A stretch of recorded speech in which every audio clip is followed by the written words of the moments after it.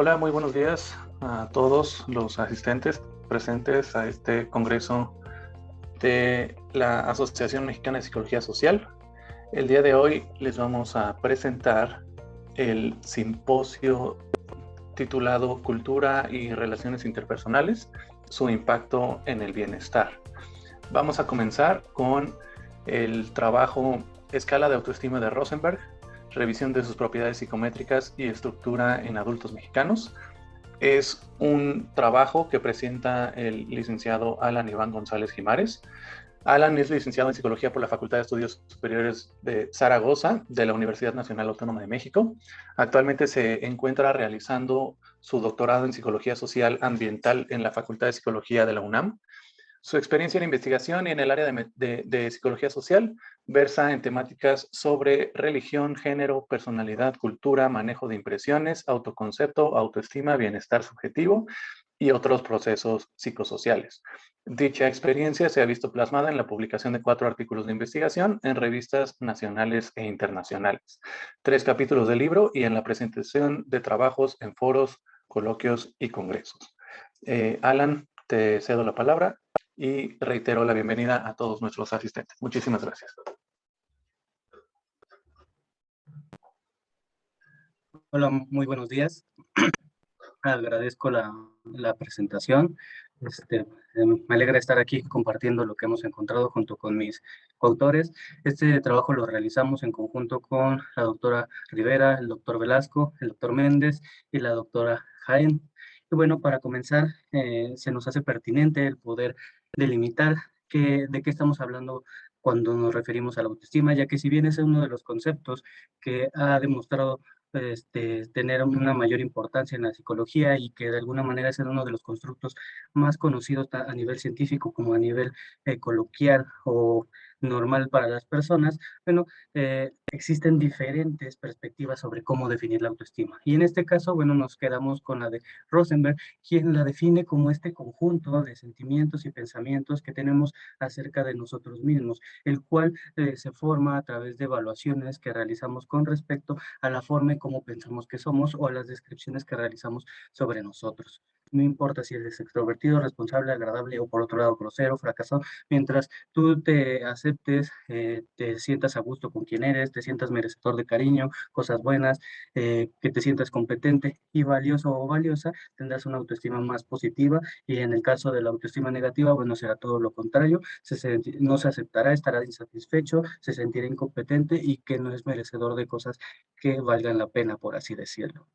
Este constructo se considera relevante ya que se ha encontrado que está vinculado con el bienestar de las personas y con la salud mental.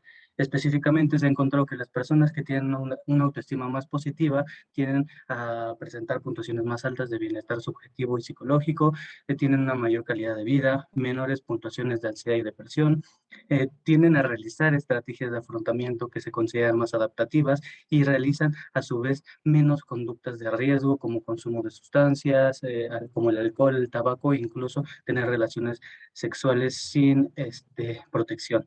Además, dado que la forma en cómo nos vemos a nosotros mismos tiene implicaciones en la forma en cómo nos desarrollamos o interactuamos con nuestro mundo, específicamente con quienes nos desarrollamos, bueno, también la autoestima que tengamos tiene implicaciones en las relaciones de pareja, en el cómo se formen, en las razones por las que se formen y el cómo se pueda llevar a través del paso del tiempo. En este sentido, bueno, esto ha resaltado la necesidad de contar con instrumentos o mediciones con evidencias de validez y confiabilidad, ya que estos nos pueden permitir el poder identificar problemas psicológicos y también el poder en ocasiones poder evaluar los programas que realizamos para mejorar el bienestar de las personas. Para la medición se ha hecho desde dos perspectivas, una de forma general como el Self-Esteem Index y de forma más específica a través de diferentes áreas o tipos de autoestima, como lo es la escala de autoestima para jóvenes universitarios. Sin embargo, a pesar de estos instrumentos que mostramos en la diapositiva e incluso de otros más de 20 instrumentos que hemos encontrado en la literatura, bueno, se tiende a resaltar la escala de autoestima de Rosenberg como el instrumento más utilizado. Este cuenta con 10 reactivos, los cuales miden una forma global de autoestima. Por ejemplo, en general estoy satisfecho conmigo mismo. Estos están redactados de forma positiva a la mitad y otros de forma negativa, como lo es a veces pienso que no soy bueno en nada. Este instrumento ha sido traducido hasta donde tenemos conocimiento a más de 28 idiomas y por ende validado en diferentes culturas a través del mundo. E incluso dentro de esas mismas culturas hay evidencias en diferentes grupos etarios, como lo es en adolescentes, adultos, adultos mayores e incluso muestras clínicas. Y para el caso de México, bueno, este no es la excepción. Se han llevado diferentes estudios para explorar las propiedades de este instrumento. Por ejemplo, González y colaboradores lo exploraron en adolescentes. Por su parte, Jurado y colaboradores, así como Bosques, lo hicieron en estudiantes tanto universitarios y o de bachillerato. Y finalmente, algunos lo han explorado en adultos mayores, como lo son de León y García.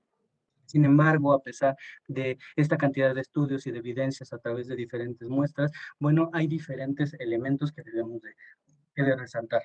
El primero es que actualmente sigue existiendo un debate y discrepancias entre lo que los investigadores piensan con respecto a la dimensionalidad del instrumento. Hay quienes abogan porque el instrumento es unidimensional y mide una forma general de la autoestima. Hay otros que con base en estudios de análisis factoriales exploratorios e incluso confirmatorios proponen que se deben de separar dos factores específicos. Algunos lo hacen como Tafarodi y colaboradores por el gusto de uno mismo y la competencia, y otros lo hacen como tiende a ser más habitual por autoestima positiva y autoestima negativa que corresponde con la redacción de los propios reactivos. Sin embargo, más recientemente se ha propuesto una tercera perspectiva, que son modelos bifactores, los cuales comprenden por un lado un factor general y a la vez toman en cuenta algunos factores secundarios como lo pueden ser los que acabo de mencionar. Asimismo, otro problema, por así decirlo, que hemos detectado es que los reactivos a través de las diferentes poblaciones y muestras no se comportan de la misma manera. No siempre todos los reactivos presentan buenos ajustes o buenas cargas para los factores que se presentan. Particularmente el reactivo 5 y el 8 en diferentes poblaciones, principalmente colectivistas, han mostrado tener cargas factoriales por debajo de lo aceptado en la literatura, que tiende a ser alrededor de 0.40. Esto se atribuye a que pues, muchos elementos de la parte cultural y colectivista no resaltan estos dos aspectos, como lo es el expresar que no te sientes orgulloso o el expresar que quisieras tener más respeto por ti mismo. Además, esto ha llevado a los autores a señalar que los hallazgos o las evidencias que se tengan acerca de la validez y confiabilidad de las puntuaciones obtenidas por la escala de autoestima de Rosenberg son exclusivos de cada población y de cada grupo en el que se analiza, por lo que no se deben de generalizar o se debe de evitar. Y esto nos lleva a la relevancia de estar explorando y analizando las propiedades y evidencias de este instrumento, no solo a través de diferentes contextos culturales como puede ser México, Estados Unidos, Canadá, etcétera, sino también a través de las diferentes poblaciones y grupos etarios que lo conforman, ya que puede haber diferencias en la configuración que se presentan y en el propio rendimiento del instrumento. En este sentido, bueno, como comentamos en México, se cuentan con evidencias en adolescentes, estudiantes, adultos mayores, pero hay un vacío con respecto a cómo se comporta el instrumento en adultos de entre 18 y 60 años. Por ello es que nos propusimos el objetivo de obtener evidencias de validez y confiabilidad en este rango de edad en una muestra de adultos residentes de la Ciudad de México y área metropolitana. Para ello, realizamos dos estudios. El primero fue para explorar la configuración del instrumento y la segunda fue para hacer una comprobación del modelo, así como para poner a prueba diferentes modelos que se han propuesto en la literatura y ver cuál se ajusta mejor. Para el primer estudio, utilizamos el criterio de 10 personas por reactivo y participaron en total 379 participantes. Y para el segundo utilizamos el criterio de análisis de potencia calculado por Ramsea y en total participaron 407 personas. Para ambos estudios, la mayoría informó identificarse como mujer, tener entre 18 y 39 años, tener estudios de preparatoria o universidad y se encontraban trabajando o estudiando. La recolección de los datos se hizo a través de un formato de dos secciones. El primero lo utilizamos para recolectar las características individuales de nuestros participantes, que ya las acabamos de presentar, y la segunda sección fue la escala de autoestima de Rosenberg, la cual utilizamos la traducción propuesta por De León, ya que después de una revisión exhaustiva acerca del significado y la traducción que los autores hicieron, se nos hizo adecuada y pertinente para la población meta que estábamos por estudiar. El procedimiento se hizo de manera diferente, ya que en el caso del estudio 1 logramos hacerlo antes del comienzo por la pandemia del COVID-19. En este sentido, bueno, las aplicaciones fueron cara a cara, por así decirlo, de manera individual o grupal, y fuimos invitando a las personas a participar en diferentes sitios y lugares públicos de la Ciudad de México y a la metropolitana, como en plazas, mercados o parques, mientras que el segundo estudio lo realizamos una vez ya comenzada la pandemia, por lo que recurrimos a la aplicación mediante un cuestionario en línea, mediante la plataforma de Google Forms. Aquí fuimos invitando a las personas a participar a través de diferentes redes sociales y en ambos estudios tratamos de dar las instrucciones lo más claras posible, se les dio el tiempo necesario para responder a los participantes y un agradecimiento al final. Asimismo, seguimos los lineamientos del código ético del psicólogo pertinentes para estos estudios. Y bueno, el análisis estadístico que hicimos fue siguiendo las propuestas por diferentes autores reconocidos en la literatura. En este sentido, para el primer estudio, que era exploratorio, realizamos análisis de frecuencia, de sesgo, correlación intertest, de discriminación para grupos extremos, y con los reactivos que vimos que discriminaban entre puntuaciones altas y bajas, realizamos análisis factoriales exploratorios utilizando el método de extracción de ejes principales, y asimismo calculamos la confiabilidad mediante coeficientes como alfa de Cronbach y omega de McDonald. Para el caso del segundo estudio, que era más bien confirmatorio o de comprobación, realizamos análisis factoriales confirmatorios utilizando el método de máxima verosimilitud, y para ver el ajuste de los modelos utilizamos los índices que mostramos en la diapositiva. Asimismo, volvimos a calcular el coeficiente alfa de Cronbach y omega para obtener evidencias acerca de la confiabilidad de los instrumentos. Y bueno, ¿qué es lo que encontramos? Inicialmente en el primer estudio lo que hicimos fue limitar en el análisis factorial exploratorio la configuración a una sola dimensión, como lo proponía inicialmente Rosenberg. Y bueno, lo que encontramos es que en su mayoría los reactivos tienen cargas factoriales adecuadas, altas, moderadas. Sin embargo, en el caso del reactivo 8, encontramos que tuvo una carga por debajo del punto 40, y además la varianza explicada era baja del 35% aproximadamente. Posteriormente lo que hicimos fue eliminar este reactivo para ver cómo se comportaba la escala, y pues de alguna manera fueron buenas noticias, las cargas factoriales fueron más elevadas, la varianza explicada subió casi en un 10%, y bueno, tuvo una mejor configuración, unas mejores propiedades, y de acuerdo con los coeficientes de alfa de Cronbach y omega, que fueron muy similares, su confiabilidad es adecuada, que es alrededor de 0.83. Para esto, creo que se repitió mi diapositiva, lo siento. Para el segundo estudio, eh, pusimos a prueba diferentes modelos propuestos en la literatura. El más general fue el de un solo factor, en el cual incluimos los 9 reactivos que nos habían salido de la solución inicial del análisis factorial exploratorio, y para el caso del modelo de 2 factores incluimos los 10, ya que en ambos factores cargaron adecuadamente. Finalmente, comprobamos un modelo bifactor que, como se muestra aquí en la diapositiva, muestra un factor general y 2 factores específicos. Y bueno, ¿qué es lo que encontramos? Para el caso del modelo de un factor, como se puede observar en la diapositiva, fue el que peor ajuste tuvo una chi cuadrada significativa, el NFI, el CFI, el TLI estaban por debajo de lo recomendado en la literatura, y el RAMSEA estaba por encima de lo aceptado. Para el caso del modelo de 2 factores, bueno, sí, como se puede ver en la diapositiva, obtuvo índices de ajuste más adecuados. Sin embargo, siendo lo más estrictos posibles, de acuerdo con lo que dicen los autores, bueno, la chi cuadrada siguió siendo significativa y los ajustes fueron aceptables. Una vez que atendimos a los índices de modificación para este modelo de 2 factores, la chi cuadrada siguió siendo significativa. Sin embargo, los demás índices mostraron que el modelo se ajustaba de forma adecuada a los datos. Finalmente, para el caso del modelo bifactor, como vemos, desde el inicio mostró en su mayoría índices de ajuste adecuados, excepto la chi cuadrada, que sigue saliendo significativa. Sin embargo, al tener un solo índice de modificación, que es la correlación entre los errores de los reactivos 5 y 8, la chi cuadrada dejó de ser significativa. El NFI, bueno, el CFI y el TLI lo podemos ver, punto 97, punto 99, punto 99, ajustes excelentes o adecuados, y finalmente el RAMSEA, que está por debajo de punto 05, que es lo que se tiende a aceptar en la literatura. Asimismo, como el modelo que mejor ajustó fue un bifactor, calculamos el coeficiente de alfa de Cronbach y omega, tanto para las dimensiones específicas o secundarias, tanto para la escala completa. ¿Y qué es lo que encontramos? Bueno, nuevamente los coeficientes fueron muy similares entre el alfa de Cronbach y omega de McDonald. Para la autoestima positiva estuvieron alrededor de 0.82, para la autoestima negativa alrededor de 0.77 y para la escala completa alrededor de 0.84.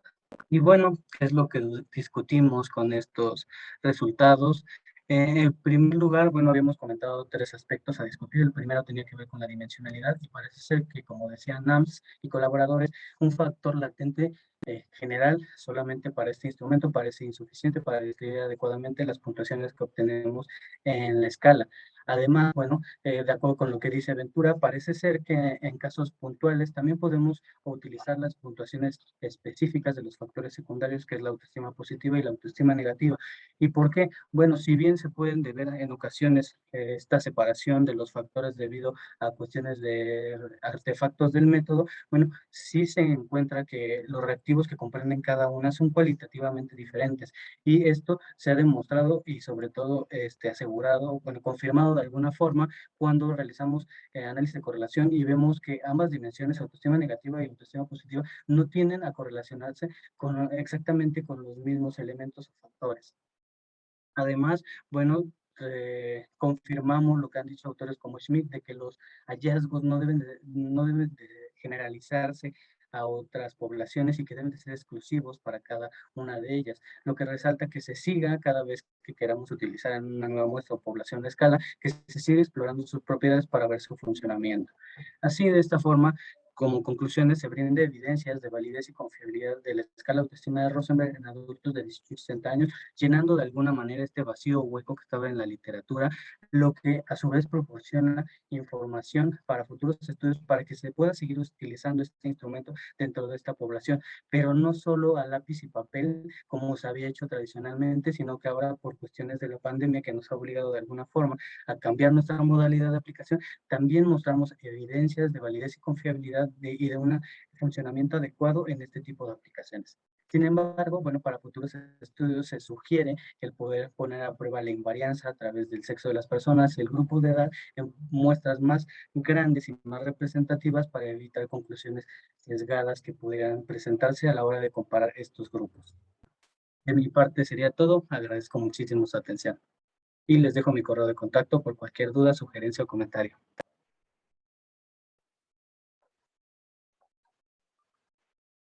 Muchas gracias, Alan, por tu presentación. Con esto vemos la evidente necesidad de contar con instrumentos adecuados y precisos de medición, sobre todo tratándose de un fenómeno como la autoestima, que se vuelve parte fundamental de quiénes somos y queda de manifiesto cómo también intervienen algunos factores socioculturales. Vamos a continuar con el siguiente trabajo. Se titula Normas y creencias sobre el consumo de alcohol y riesgo de consumo en adolescentes. Nos presenta el doctor Jesús Javier Higareda Sánchez. El doctor Javier Higareda es doctor en psicología por la Universidad Nacional Autónoma de México. Es maestro en ciencias biomédicas y psicólogo de la salud.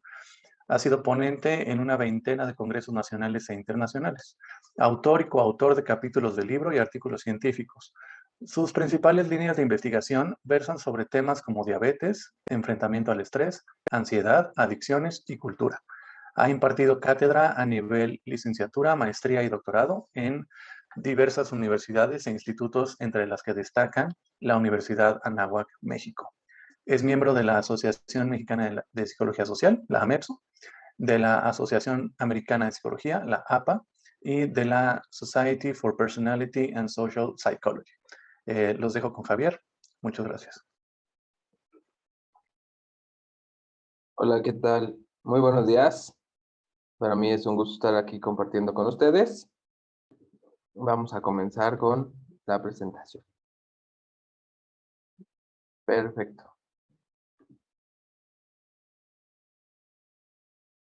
Bueno, como dijo el doctor Pedro Velasco, yo soy Javier y hoy les estaré hablando de este tema que tiene que ver con el consumo de sustancias, con el consumo de alcohol específicamente. Así que bueno, ¿quiénes más me acompañaron en este proyecto? La doctora Sofía Rivera Aragón, la doctora Lucy Reidel, la doctora Mirta Flores y la doctora Angélica Romero. A mis coautoras, muchísimas gracias y gracias por esta invitación a este simposio. Comenzamos. El alcohol es la droga de mayor uso en todos los sectores de la población. Diversas personas con diferentes edades consumen o han consumido y las consecuencias de su consumo son consideradas como un problema de salud pública, ¿vale? Ya que al menos en algunas poblaciones como adolescentes se asocia o se vincula con el uso de otras sustancias, como marihuana, cocaína, etcétera. El consumo abusivo o excesivo tiene diversas complicaciones, tanto laborales como sociales, como violencia en la familia y desafortunadamente el consumo en niñas y adolescentes. En nuestro contexto, en Latinoamérica, las consecuencias del consumo de alcohol son distintas a las consecuencias que pueden ocurrir en otros contextos. Por ejemplo, el europeo. En Europa, las consecuencias del consumo están vinculadas a dos tipos de cáncer. Por ejemplo, principalmente el cáncer de hígado. Y de este lado del mundo, en Latinoamérica, el consumo de sustancias está vinculado con otras consecuencias como violencia, accidentes, entre otros, ¿no? Asesinatos. Así que bueno, nos damos cuenta, al menos con esta primera aproximación, que el contexto siempre será importante. No es lo mismo ser un consumidor de sustancias en otra parte del mundo a ser un consumidor de sustancias en nuestro contexto. ¿Qué pasa con la adolescencia y el consumo de alcohol? Bueno, sabemos que el consumo de alcohol comienza en esta etapa de la vida, como una situación donde los pares, la familia consume, donde parece ser que se vuelve un reto a resolver, algo a solucionar. Algunos adolescentes nos han comentado que ellas y ellos comenzaron a consumir alcohol dentro de su propio núcleo de familia y de amigos. Y que justamente en ese momento pues se enfrentaban o comenzaban a hacer cosas o conductas de adultos. Este consumo en esta etapa de la vida está vinculado con diversas consecuencias, como accidentes, conducta delictiva, deserción escolar y también el inicio de las relaciones coitales sin protección y con algunos embarazos no planeados. ¿Qué sabemos del consumo en esta población? Bueno, se sabe que cerca del 40% ha consumido alcohol alguna vez en su vida, mayormente los hombres. Sin embargo, las mujeres también ya están compartiendo estadísticas. El consumo de alcohol el último año cerca del 30% y el consumo problemático en hombres se va hasta el 8.9%, casi 9%, y en las mujeres el 7.7%. Si comparáramos estos datos con otras mediciones que se han hecho en 2008 y 2011, veríamos que el aumento en esta población es significativo, sobre todo en el consumo problemático y en el consumo consuetudinario. No tanto la prevalencia se ha mantenido igual, pero este tipo de consumo problemático, donde está este consumo agudo de riesgo, pues bueno, se sabe que ha aumentado en esta última medición. Para hablar del consumo tenemos que hablar o bueno, específicamente este trabajo hablará de las normas y las creencias.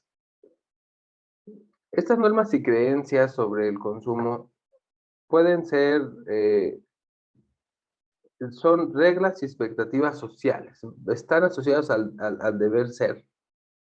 Y las creencias son este elemento cognitivo de la actitud, o sea, las cosas que estoy pensando, las cosas que creo sobre un fenómeno. Y estas normas y creencias pueden ser positivas o negativas. Se aprenden de la experiencia colectiva y pues el consumo aumentará si se percibe que es de cierta forma normal el consumo dentro de la cultura. Podríamos explicar que cerca del 80% de los mexicanos mayores de 12 años consume alcohol debido a estas normas y creencias vinculadas al consumo, donde a lo mejor el consumo de alcohol será normal, donde estará vinculado a ciertos valores, tradiciones, y estas normas y creencias, pues, si funcionaron en en alguna generación, por ejemplo, nuestros tatarabuelos, después se transmitió de forma vertical hacia nuestros bisabuelos y a nuestros abuelos, a nuestros padres y a nosotros, pues quiere decir que son normas y creencias que funcionan y que se pueden seguir replicando y transmitiendo hacia nuestros hijas e hijos y nuestros nietos. Y otra forma de transmitir estas normas y creencias y valores vinculados al consumo, pues podrá ser de forma horizontal, entre los pares, entre amigos, entre instituciones. ¿Sale? Así que bueno, es probable que debido a estas normas y creencias, nosotros podamos explicar por qué gran parte de las y los mexicanos consumen alcohol.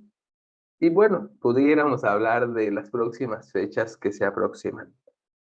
¿Qué es lo que hacemos regularmente el 16 de septiembre? Aparte de comer pozole y tostadas, es muy probable que también aprovechemos ese momento para consumir alcohol. El alcohol que nos representa, por ejemplo, tequila o mezcal. Y si estás en este lado de la República, pues tomarás caña de azúcar, entre otras. Y si eres de la Ciudad de México, pues igual, muchísimas, ¿no? Estas normas y creencias vinculadas al consumo de alcohol predicen el consumo el consumo de alcohol y otras sustancias en hombres. Y sabemos que estas normas tienen un efecto sobre los hombres, ¿sí? Afectan más a los hombres que a las mujeres, lo cual pone a los hombres en determinado riesgo. Ustedes sabrán, la mayor parte de las personas que están en los grupos de AA son hombres, y no solo porque los hombres consuman más, sino que, pues bueno, está más normalizado que ellos pidan ayuda. Hay muy pocas mujeres en los grupos de AA, por ejemplo. Hay más mujeres que se sienten muy mal, tienen este problema de consumo y no buscan ayuda. Y en cuanto a las creencias, bueno, se tiene evidencia de que los hombres tienen creencias positivas sobre el consumo de alcohol y esto ayudará a que comiencen a consumir más pronto, ¿no? Sobre todo hablando en niveles como la adolescencia. Las y los adolescentes que tienen creencias positivas, que fueron aprendidas por sus padres, consumen más alcohol. Y aquí tenemos evidencia de esta transmisión vertical. Sin embargo, una cosa que nosotros nos preguntamos en este estudio era, bueno, ¿y cómo se comportarán estas normas y creencias en estos contextos? No solo de ciudad, porque la mayor parte de estos estudios se hicieron en ciudades, sino cómo se comportarán en el ámbito rural, cómo se comportarán estas normas y creencias y este consumo de alcohol en otros lugares que no sean las ciudades capitales, entendiendo que este es un problema complejo que requiere abordajes igual de complejos y que es necesario involucrar variables tanto individuales, que son muy importantes, como contextuales y culturales. En el plano individual como en el social se han identificado diversas variables que influyen en los niveles y hábitos del consumo de alcohol, así como en la magnitud de los problemas relacionados con el alcohol, entendiendo que también existirán diferencias por sexo. Es algo que a nosotros también nos interesó. ¿Cómo se relacionarán estos fenómenos diferenciándolos por sexo? ¿Afectará del mismo modo ser hombre o ser mujer en estos contextos más diferentes a la Ciudad de México? Teniendo en cuenta esto, pues bueno, nuestra pregunta de investigación versaban en la relación entre las normas y creencias sobre el consumo de alcohol y el consumo de riesgo en esta población. Participaron 750 estudiantes de nivel secundaria con una edad de entre 11 y 16 años, con una media edad de 13.58. El muestreo fue no probabilístico. El sexo de los hombres estuvo aparentemente equilibrado. Había un poquito más de hombres que cursaban tercero de secundaria, que habían iniciado su consumo y que, bueno, en igualdad de sexos estaba esta situación de consumo, ¿no? Más del 50% había iniciado su consumo de alcohol. ¿Cómo medimos estos fenómenos? Ocupamos el test de identificación de los trastornos debido al consumo de alcohol, o AUDIT, que cuenta con 10 reactivos que tienen una escala de 0 a 4 y un alfa de 0.80. Y para evaluar nuestras normas y creencias ocupamos dos escalas creadas. La escala de normas asociadas al consumo de alcohol, que tiene 21 reactivos, con una escala de respuesta de 1 a 4, con un alfa de 0.90. Este instrumento tiene factores como estatus, consumo para sentirme superior a otras personas, o debo de consumir alcohol para sentirme superior a otras personas. Incitación parental, debo de consumir alcohol cuando mis papás me ofrecen, me invitan. Problemas familiares, debo de consumir alcohol cuando tengo un problema en casa, cuando no me siento a gusto con mis papás. Y consumo de lugares sin supervisión, debo de consumir alcohol en cantinas, en bares, en baldíos y cosas así. En cuanto a nuestra escala de creencias, bueno, nuestra escala de creencias tenía 25 reactivos, igual una escala similar de respuesta, y aquí teníamos creencias sobre beber alcohol te hace daño, está mal, beber alcohol se siente bien, como placer, alivio, beber alcohol te ayuda a socializar y a pertenecer a tus amigos, y debo de beber alcohol para evitar o para disminuir mis problemas.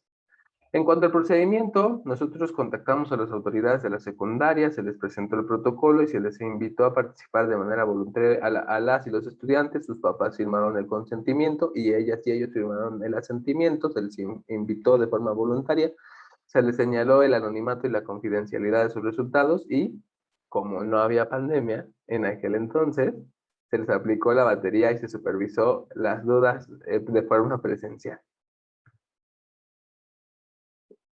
¿Qué fue lo que encontramos? Bueno, vimos que la edad de consumo, al menos en esta muestra, una probada completa a un sorbo de alcohol, pues se dio en edades menores o inferiores a 7 años, ¿no? De 8 a 11, 143 adolescentes, y de 12 a 15, 267. Entonces, pues bueno, aquí tenemos una diferencia en cuanto a la literatura internacional y nacional. En cuanto al tipo de consumo, vemos que el 78% tiene un riesgo bajo, el 17% nivel medio de problemas con el alcohol y el 5% un riesgo alto. Cuando les preguntamos su probable consumo, oye, ¿y qué tan probable es que consumas alcohol en el futuro? 481 nos dijeron nada probable, pero después, poco probable, medianamente probable y muy probable, tuvieron también aparición. 51 dijeron muy probable, 81 medianamente y 293 poco probable. En cuanto a las correlaciones entre nuestras escalas, bueno, observamos del lado izquierdo superior las normas. Por ejemplo, estatus. A mayor estatus, a mayores normas de consumo, a mayores normas vinculadas al consumo, mayor consumo de riesgo.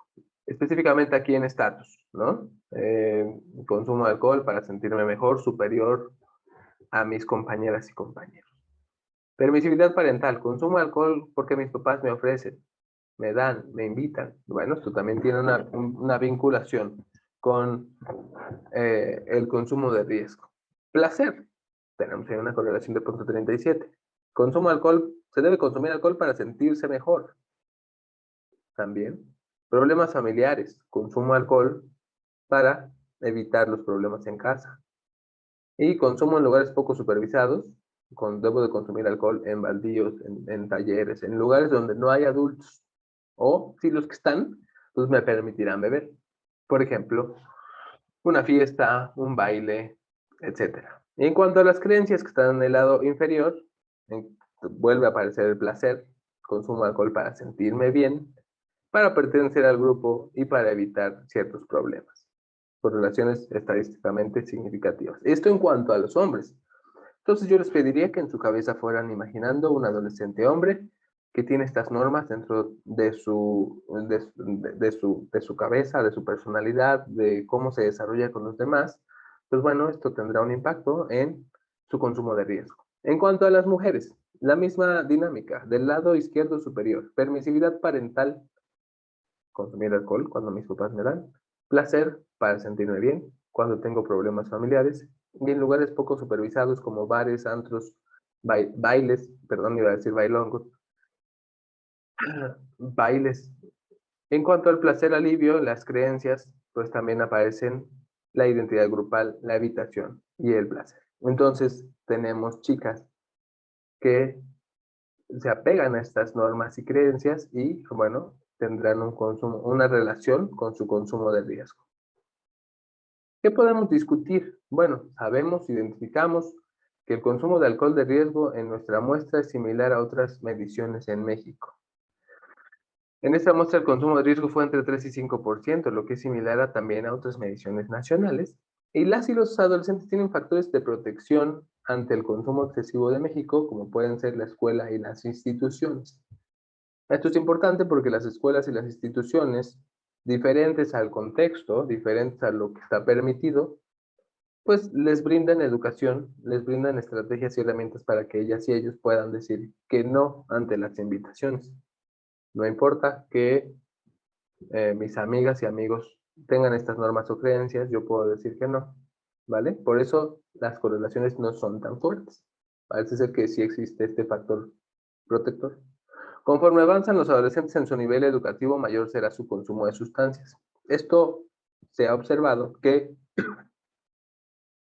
el consumo de riesgo en la adolescencia no es el mismo del que se presenta en la preparatoria. ¿Por qué? En la preparatoria se saben más grandes, con más libertades, y si aquí pocos consumían, pues en la preparatoria consumirán más del doble. Perdón. Este número de abstemios disminuirá conforme avanzan hacia la educación preparatoria o hacia la adultez y aumentará al menos un 28%, ¿vale? La edad de inicio de consumo de alcohol en promedio es de 17 años, ¿vale? Cerca del 50% de estudiantes y adolescentes entre 12 y 16 años consumieron alcohol alguna vez en la vida. En esta muestra, pues bueno, observamos que la primera vez del consumo, el primer contacto fue antes de los 10 años. Las y los adolescentes suelen iniciar su consumo en ambientes donde el consumo de alcohol es permitido por otros adultos y es socializado en esta población. O sea, no es lo mismo que yo iba en un contexto donde mi familia no tenga problemas de consumo o no consuman o no sea permitido en casa, a que en casa se lleve a cabo esta conducta. En cuanto a las diferencias por sexo, ya para terminar, el sexo tiene un peso importante en las creencias y actitudes y conductas asociadas al consumo de alcohol. Los hombres suelen consumir más alcohol en la adolescencia y también iniciar más pronto su consumo.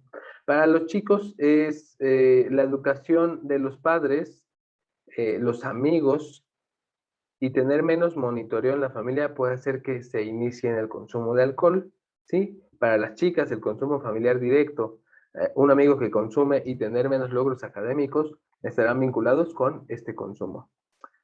Las familias con límites claros, poco claros y ausencia de reglas tienen normas positivas acerca del consumo de alcohol. Las y los adolescentes que permiten que en casa se consume alcohol eh, deriva en que desde muy pequeños percibieron esta conducta como algo normal.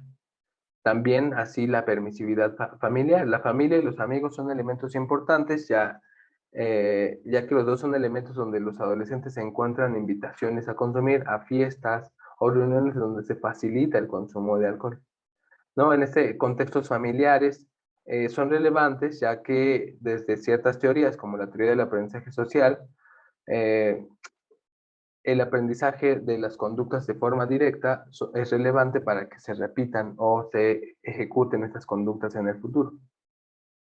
Sabemos que una de las principales causas por que se consume es para relajar el cuerpo. Esto tiene su justificación en la teoría del alcohol y en la disminución de la tensión.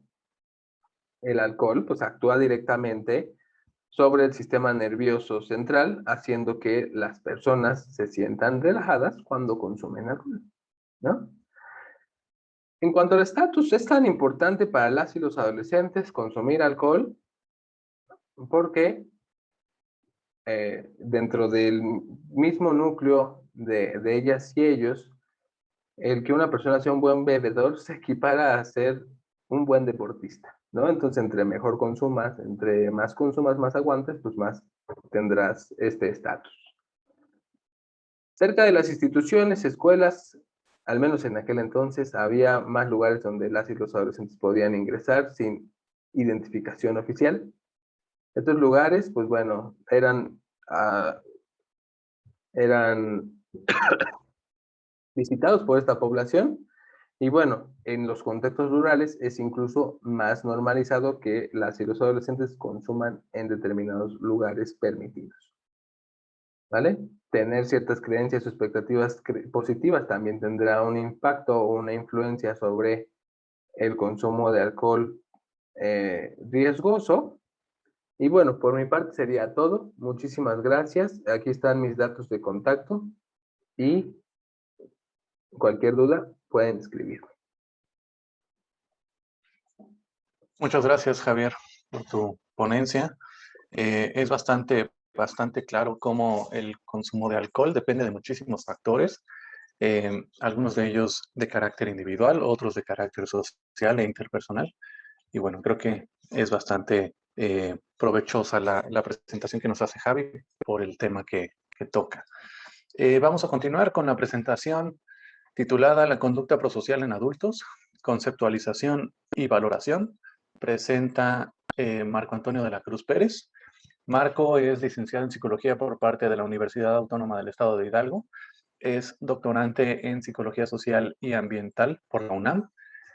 Marco ha trabajado con grupos en el Instituto Hidalguense de Educación para Adultos, el Centro de Internamiento para Adolescentes, la Policía Industrial Bancaria, dando talleres psicoeducativos, asesorías académicas, aplicación y evaluación de pruebas psicométricas. Ha sido también promotor de derechos humanos en la Red por los Derechos Sexuales y Reproductivos en México y actualmente es asistente de investigador en la red Facilitando Cambios AC.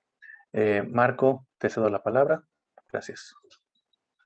Muchas gracias. Bien. Voy a comenzar. Les voy a presentar este trabajo realizado en conjunto con la doctora Sofía Rivera, que pretende una conceptualización de la conducta prosocial.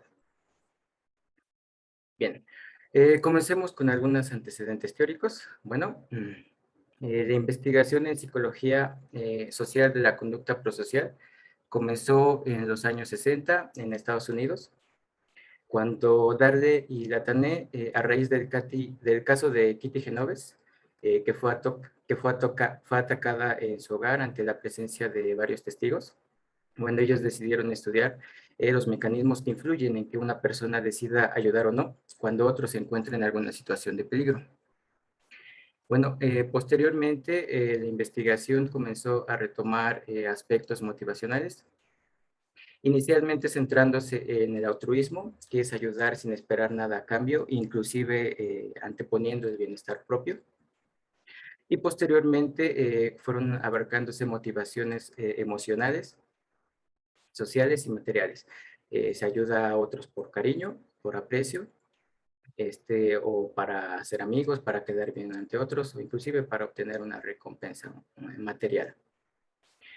Y bueno, también comenzó a tomar interés estudiar las características de quien recibe la ayuda. En este sentido se ha encontrado que hay mayor disposición de ayudar a quienes se percibe como vulnerables, que están en un riesgo, o a quienes se comparte un vínculo afectivo emocional.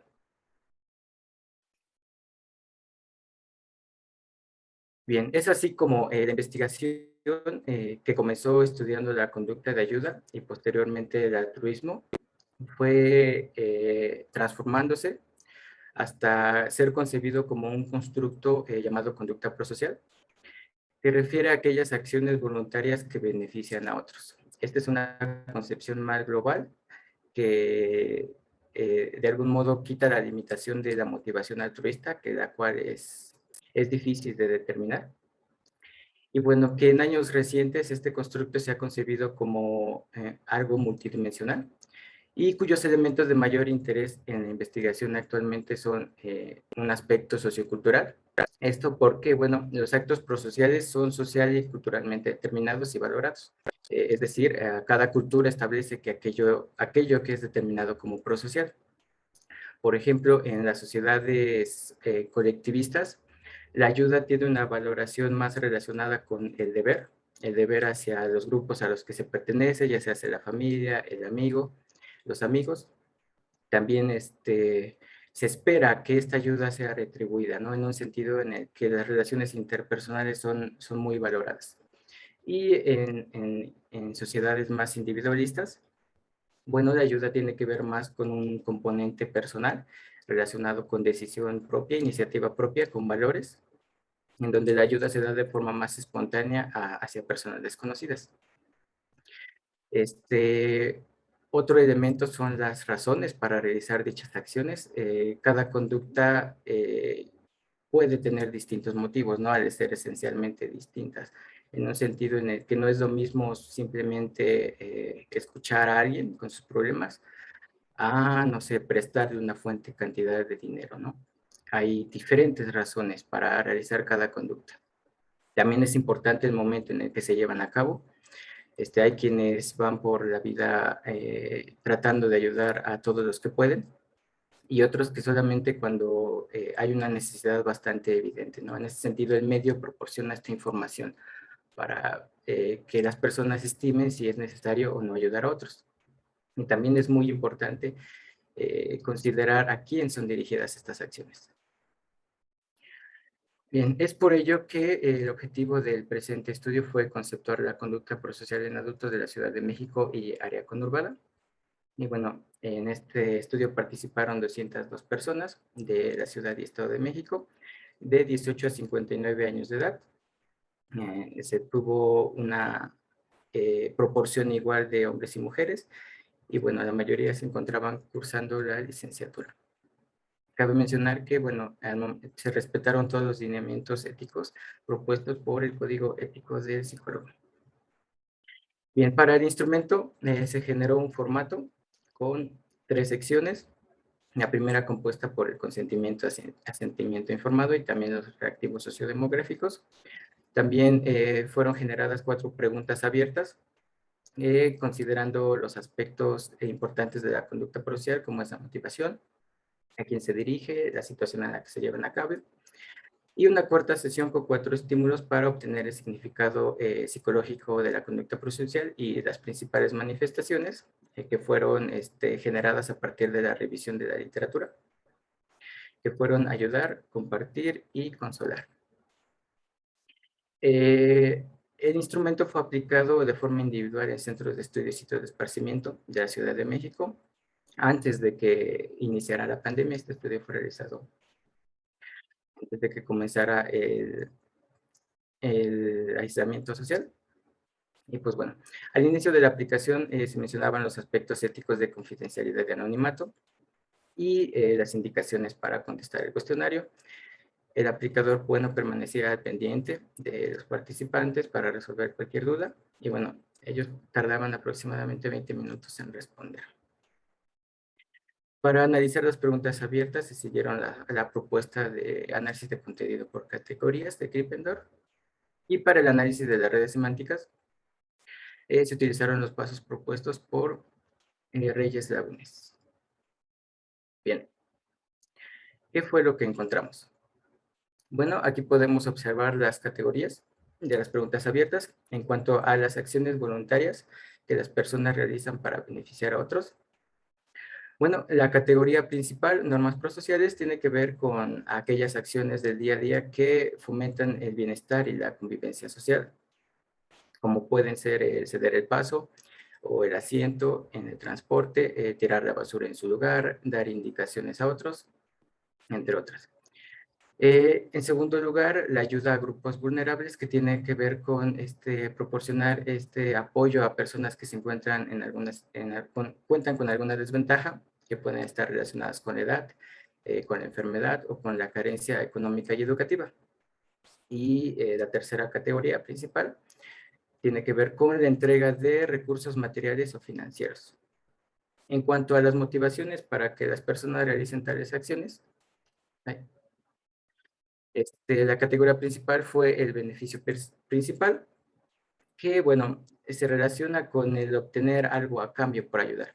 Se espera, se tiene esa expectativa anticipada por ser retribuido. En segundo lugar, bueno, se encuentran estas normas prosociales, que ya sabemos que tienen que ver con la buena convivencia y el bienestar social. Y finalmente la empatía, ¿no? Que es importante entender y sentir lo que está pasando el otro. Bien. Con relación a las situaciones en las que se realizan dichas acciones, bueno, los participantes mencionaron hacerlo principalmente en situaciones problemáticas o en situaciones vulnerables, ¿no? Cuando una persona se encuentra enferma, cuando no tiene dinero o carece de bienes materiales, o está pasando por algunos problemas emocionales, ¿no? Ya sea que perdió su trabajo, por su novia, entre otras, ¿no? Cuando se encuentran tristes, mal, con algún malestar emocional. La segunda categoría fue la ayuda en situaciones críticas, principalmente derivadas de catástrofes naturales y accidentes. Y en tercer lugar estuvo la servicialidad, es decir, ayudar cuando se poseen los recursos y también cuando se tiene la disposición para hacerlo. ¿Y a quiénes se ayuda? Bueno, principalmente se hace a grupos vulnerables, que tienen que ver con estas personas que tienen alguna desventaja, ya sea física o económica o material. También a personas que se encuentran en alguna situación adversa, que tiene que ver más con problemas que pueden ser laborales, económicos o personales. Están pasando por alguna situación difícil. Y a personas cercanas, es decir, aquellas con las que con las que se comparte algún vínculo afectivo, amistoso o romántico o incluso familiar, ¿no? Con ellos se tiene mayor disposición hacia la ayuda. Bien, con relación a las redes semánticas, bueno, el significado psicológico de la conducta principal y estas principales manifestaciones están relacionados con aspectos afectivos emocionales como la empatía, el amor, y también encontramos algunas acciones, manifestaciones específicas, como puede ser el ayudar, el compartir y el escuchar. Bien, ¿qué podemos discutir de estos resultados? Bueno, a través de las redes semánticas y las preguntas abiertas, encontramos que, bueno, la conducta prosocial tiene diversas manifestaciones, las cuales coinciden parcialmente con las propuestas de otros autores. Y bueno, la variedad encontrada que aquí vimos puede deberse en parte al contexto sociocultural de la muestra estudiada, el cual es el determinante de aquello que es considerado como prosocial. Asimismo, cabe resaltar que la conducta prosocial siempre es positiva, en un sentido en que no daña, no es agresiva y no se realiza por obligación. Y esta naturaleza positiva, asimismo, promueve que se establezcan relaciones interpersonales en este mismo sentido. Y bueno, en cuanto a las motivaciones subyacentes, estas pueden ser de naturaleza sociocultural o individual. Y bueno, por medio de las preguntas abiertas, encontramos que, bueno, la ayuda puede darse en el día a día o cuando hay situaciones de riesgo vital y brindarse tanto a seres queridos como a personas desconocidas que se encuentran en una situación de necesidad. Bien, con respecto a la motivación, tenemos que en el plano sociocultural hay un aspecto normativo prescriptivo en el que se espera que las personas ayuden en su día a día y lo hagan de cierta forma, con acciones que fomenten la convivencia y el bienestar social. En este sentido, hay investigación antecedente en el que se ha encontrado que en la cultura mexicana es altamente valorado comportarse de forma servicial y amable con otros, ¿no? Bueno, otro aspecto sociocultural tiene que ver con valores asociados con el bienestar común, que tienen que ver con la solidaridad, con la humanidad, la responsabilidad hacia los demás. Y bueno, este ha sido propuesto como un aspecto cultural universal que ha demostrado motivar el actuar prosocial. Y bueno, el respeto fue otro valor presente. Esta parece ser una característica idiosincrática, puesto que en México el respeto involucra una gran preocupación por no interferir en la vida de otras personas. Inclusive tenemos algunos dichos populares relacionados con esto, ¿no? Como el mucho ayuda, el que no estorba, o el respeto al derecho ajeno es la paz. Y bueno, otro aspecto idiosincrático encontrado aquí, sociocultural, es el amor, que parece ser algo muy valorado en México, y en el que, bueno, el amor se ha propuesto como un elemento muy importante para nuestra cultura, en el que la ayuda es la expresión más sincera de este sentimiento. Y bueno, respecto al aspecto individual, hay elementos relacionados con aspectos afectivo-emocionales. Uno de los más recurrentes, tanto en las preguntas abiertas como en las redes semánticas, fue la empatía. Y bueno, la empatía es fundamental en el actuar prosocial porque, bueno, para ayudar a otros es necesario, por un lado, darse cuenta de sus necesidades, y por otro lado, entender este sentimiento por el que están pasando, ¿no? Y bueno, también se encontró que para ayudar a otros, a veces es necesario obtener una recompensa por ello, ya sea material o inclusive social. No solamente recibir dinero, sino también quedar bien frente a los demás para ser aceptado, y también es utilizado como un elemento de socialización, ¿no? Para hacer amigos. Bien. Ahora, también para ayudar a otros, es muy importante que se presente la oportunidad de hacerlo. Y bueno, dichas oportunidades pueden darse en situaciones cotidianas, y las personas pueden ayudar por el deber de hacerlo, como una norma de responsabilidad social, o también por la valoración positiva que tienen dichas conductas, ¿no? En este caso, pues estos mandatos culturales relacionados con la simpatía, el ser amable, respetuoso y cordial con los demás. Y bueno, otros momentos de ayuda están relacionados con situaciones de riesgo vital, en donde, bueno, las personas altruistas ayudan aunque pueda resultar contraproducente para ellos, aunque se pongan en riesgo. Y bueno, asimismo, en este tipo de situaciones de riesgo, es más evidente el estado de necesidad del otro, lo cual hace que sea más probable que se le brinde la ayuda. Y bueno, no obstante, la investigación del efecto espectador muestra que en este tipo de situaciones no solamente importa la apariencia de la víctima, sino también hay un fuerte componente social en el que la mera presencia de otros puede facilitar o inhibir la ayuda. Bien, con relación al receptor, bueno, las personas también de forma consciente eligen quién merece la ayuda, ¿no? En ese sentido, algunas investigaciones sugieren que la ayuda es más propensa a darse a personas con quienes se comparten vínculos emocionales y afectivos, como familiares y amigos, o la pareja.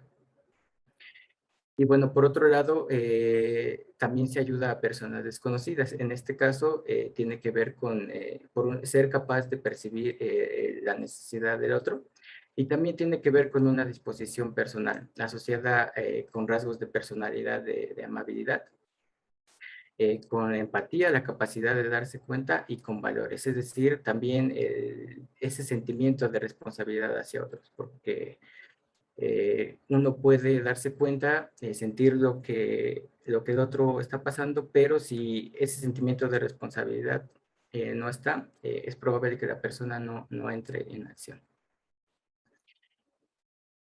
Y bien, como conclusión, podemos concebir a la conducta prosocial como un constructo multidimensional que podemos entender como este conjunto de acciones sociales positivas que se realizan de forma voluntaria, con el fin de beneficiar a otros, que pueden ser cercanos o distantes.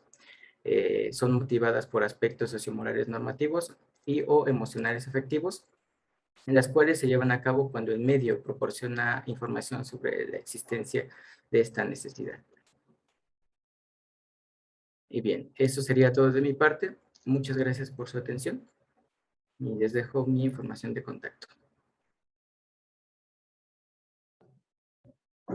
Muchas gracias, Marco, por tu presentación y por tocar un tema tan importante y tan característico de esta población. Bueno, les voy a presentar ahora mi ponencia. Seré yo quien concluye con este simposio.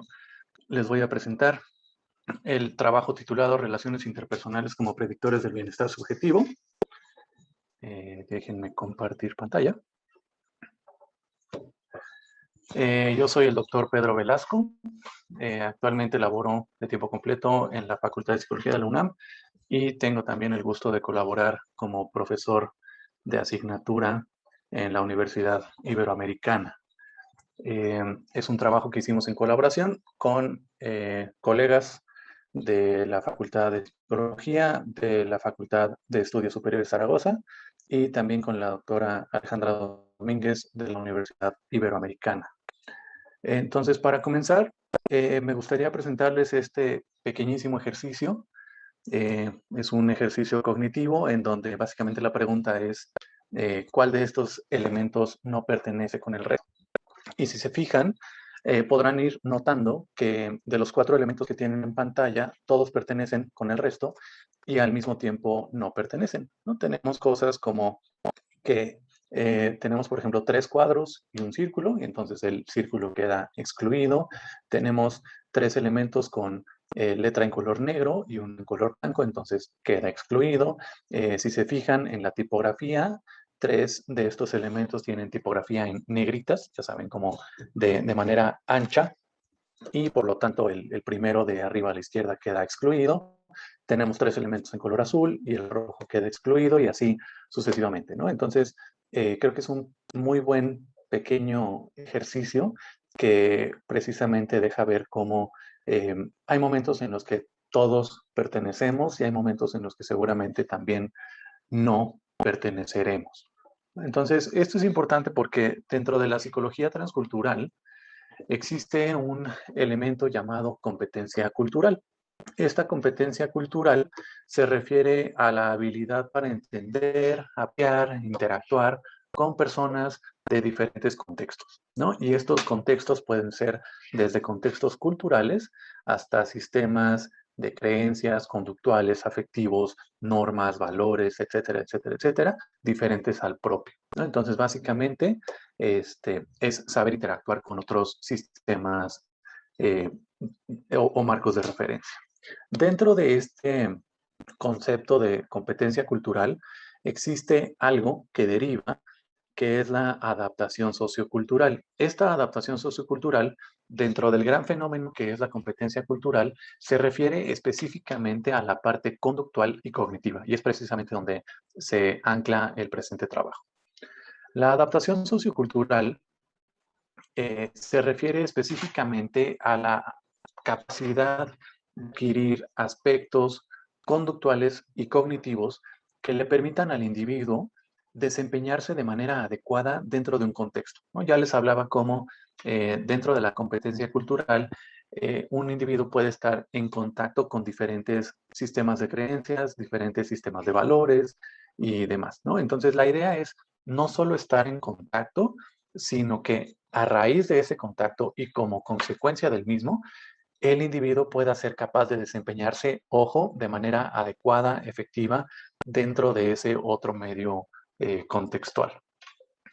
De esta manera, y bajo la premisa de que eventualmente el individuo pudiera adaptarse de manera correcta, estará manifestando un comportamiento que se conoce como culturalmente apropiado.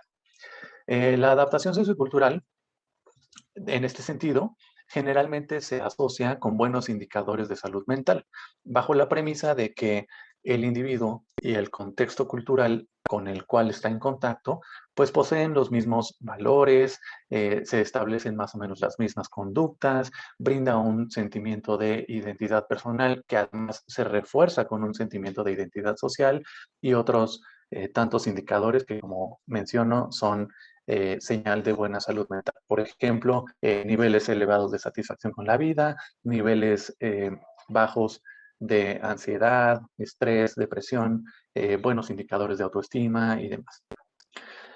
A raíz de la dinámica interpersonal, un proceso que llama la atención es el proceso de discriminación, porque en esta dinámica de adaptación, muy probablemente el individuo esté haciendo esfuerzos por pertenecer al grupo o por pertenecer a un contexto cultural dado. Es muy probable que el grupo receptor, también esté tratando de rechazar al individuo que está tratando de ajustarse, ¿no? Entonces, eso desencadena un proceso que en algunos casos puede ser de discriminación. La discriminación se refiere a muy grandes rasgos a este trato diferencial que descalifica a miembros de un grupo o de un individuo. Esto establece una dinámica de poder en donde se forma un grupo que se vuelve dominante y que tiene control o dominio sobre el otro grupo que es el subordinado. Y este proceso puede desencadenarse a raíz de la posesión de un atributo que se considera necesario bueno, no solo necesario, sino suficiente para recibir este trato diferencial. Y un detalle importante es que este atributo puede ser visible o no visible. Por ejemplo, si ustedes se fijan en cualquier persona que va caminando por la calle, si solamente va caminando, si no lleva nada en las manos, si no lleva una mochila o una bolsa o lo que sea, en realidad podríamos tener elementos insuficientes como para determinar si esa persona es carnívora, omnívora o vegana, ¿no? Por ejemplo, ya no le vemos con un plato de alimento. Entonces, esa característica no es necesariamente tan visible como, por ejemplo, llevar un saco, llevar una camisa, tener el cabello de cierto color o incluso poseer, no sé, una cadena al cuello que podría a lo mejor llevar una cruz y entonces sí hacernos pensar que pertenece a cierto grupo religioso, ¿no? Entonces, algunos de estos atributos, como pueden ver, llegan a ser visibles o no. Entonces, lo que se ha notado es que dentro de este proceso de discriminación existen infinidad de características que poseen las personas, como el color de piel, el tono de voz, el acento al hablar, la religión, el género, el sexo, orientación sexual y otros tantos, que tienen un impacto, pues a veces positivo y a veces negativo sobre la persona. Esto muchas veces amenaza la identidad, no solo a nivel individual, sino también social, desencadena de consecuencias de vulnerabilidad psicológica. En un sentido negativo también suelen ser señal de inestabilidad emocional y eventualmente, y hablando de procesos interpersonales, llevan a una menor capacidad de integración social. En este sentido, el indicador que nosotros manejamos en la presente investigación fue el bienestar subjetivo. El bienestar subjetivo se refiere a los diferentes tipos de evaluaciones que pueden ser favorables o desfavorables que la gente hace sobre su vida. Estas evaluaciones pueden ser tanto tipo cognoscitivo, reflexivo, que el indicador clásico es la satisfacción con la vida, o pueden ser afectivas, emocionales, tanto positivas como negativas ante diferentes eventos de la vida. En este sentido, la dimensionalidad clásica del bienestar subjetivo suele ser considerada como afecto positivo, afecto negativo y satisfacción con la vida.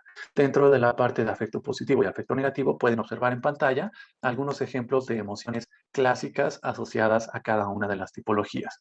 Mientras que en el caso de satisfacción con la vida, como bien comentaba, se refiere a una evaluación cognitiva de la vida como un todo. Entonces, a raíz de esta dinámica de tira y afloja, de querer integrarse, pero también la posibilidad del rechazo que lleva el contexto, el objetivo del presente trabajo fue obtener un modelo predictivo de bienestar subjetivo, considerando algunas de las variables que ya vimos en diapositivas anteriores. En la investigación participaron un total de 308 participantes, 151 fueron hombres, 156 fueron mujeres y hubo una persona que decidió no especificar su sexo. Todas las personas fueron residentes de la Ciudad de México y área metropolitana, con edades entre 18 y 61, aunque la gran mayoría de participantes se cargaron hacia el rango inferior de la edad. Por ello, el promedio en general fue de 18, fue de 22.3 años. La mayoría fueron estudiantes o trabajadores asalariados.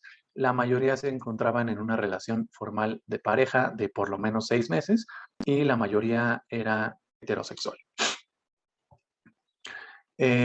Estos participantes contestaron un total de 5 instrumentos. El primero fue la escala de discriminación cotidiana, un formato de respuesta del 1 al 5, que a grandes rasgos evaluaba experiencias rutinarias, cotidianas, que los autores consideran de impacto menor, pero que todas hacen referencia a un trato de discriminación o un trato injusto.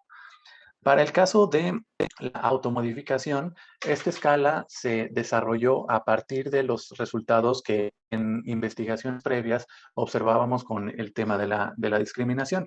La escala de automodificación se planteó como una manera de medir la predisposición que tienen los individuos para modificar aspectos de su vida personal, familiar, social e interpersonal en un afán de pertenecer y de reducir este rechazo que experimentan por parte del grupo.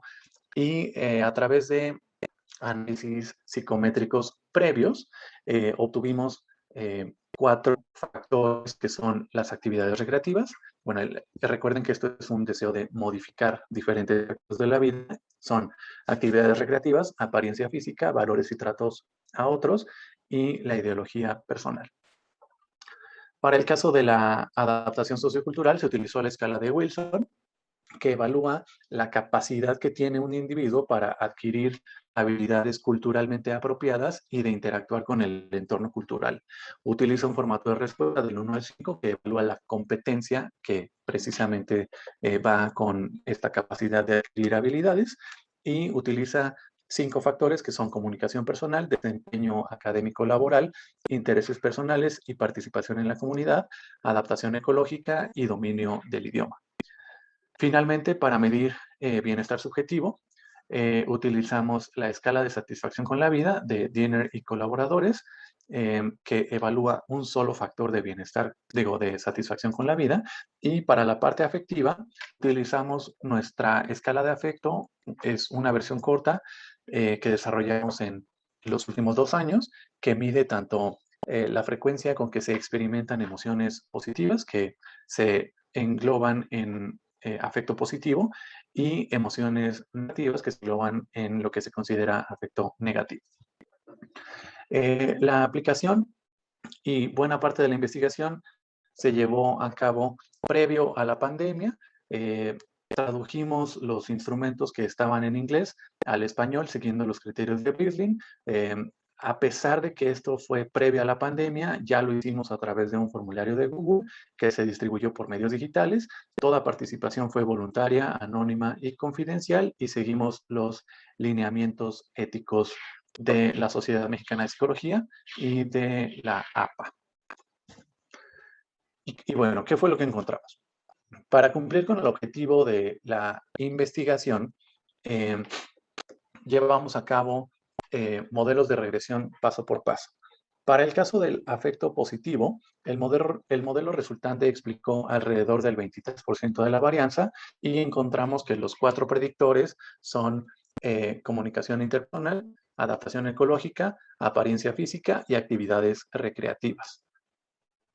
Vale la pena destacar que en el caso de apariencia física, este factor apareció como un factor con carga negativa, que en un momento vamos a ver qué implica.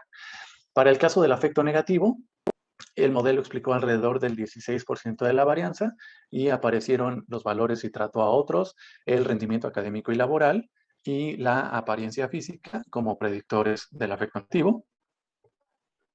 Y finalmente, el modelo de satisfacción con la vida, que explicó alrededor del 30% de la varianza, incluyó 5 predictores que son comunicación interpersonal, apariencia física, acción ecológica, discriminación y rendimiento académico y laboral. Y para el caso de satisfacción con la vida, nuevamente tenemos 2 predictores con carga negativa que fueron apariencia física y discriminación. Y bueno, ¿qué implica todo esto? Básicamente, lo que predice el bienestar subjetivo es un buen funcionamiento social, la apariencia física y la ausencia de discriminación. Esto podemos verlo con los factores de comunicación interpersonal, adaptación ecológica, el buen desempeño en actividades cotidianas y la consonancia social que se observa a través de los valores.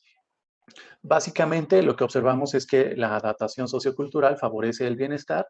Como bien veíamos en la parte introductoria, esto habla de la habilidad de un individuo para desenvolverse con éxito dentro de un contexto cultural y dota al individuo de habilidades y valores locales propias de un contexto con las cuales se integra, ¿no? Y genera una especie de homeostasis o de armonía social, lo cual está potenciando la presencia de afecto positivo y de satisfacción con la vida.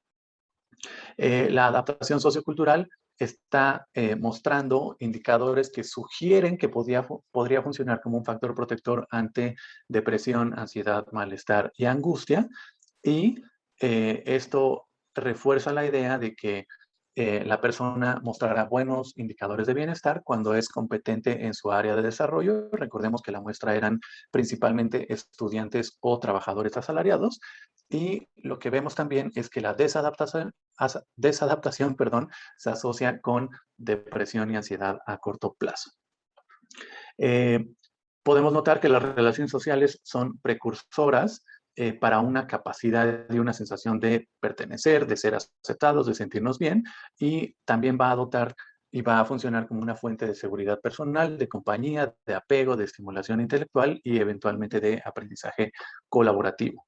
El factor de apariencia física se vuelve importante por el rol que juega el manejo de impresiones, dada la capacidad del individuo para proyectar buenas impresiones. Tan solo recordemos que existe un estereotipo llamado estereotipo del atractivo físico, en donde básicamente se nos trata en función de cómo nos vemos. Esto también se vuelve un precursor para formar eventualmente una identidad grupal y estar en sintonía con el grupo, y ello estaría potenciando niveles de bienestar y permitiría establecer y mantener relaciones sociales favorables. Finalmente, les dejo con esta reflexión. Los autores mencionan que cada individuo es en cierta manera como todos los demás, como algunos de los demás y como ningún otro. Y si recordamos el primer ejercicio que les proyecté, me permitiría sugerirles que busquemos puntos de coincidencia y que procuremos evitar las diferencias. Como podemos ver, hay cosas en las que todos somos parecidos a los demás. Habrá cosas que nos hagan únicos, especiales e irrepetibles. Entonces, busquemos estrategias de mantener una identidad individual y, sin embargo, poder pertenecer a un grupo. Entonces, confío que poco a poco como sociedad avancemos en este sentido y que formemos sociedades más plurales, respetuosas e integrales. Por mi parte sería todo. Agradezco su atención y muchísimas gracias. Muy bien, pues si no hay más preguntas, o si no hay preguntas para empezar, pues agradecemos su asistencia y les invitamos a nombre de la Asociación Mexicana de Psicología Social a continuar con las actividades de este congreso. Recuerden que hoy es el último día y que en la noche tenemos la clausura. Agradecemos nuevamente su atención y muchísimas gracias. Seguimos en contacto.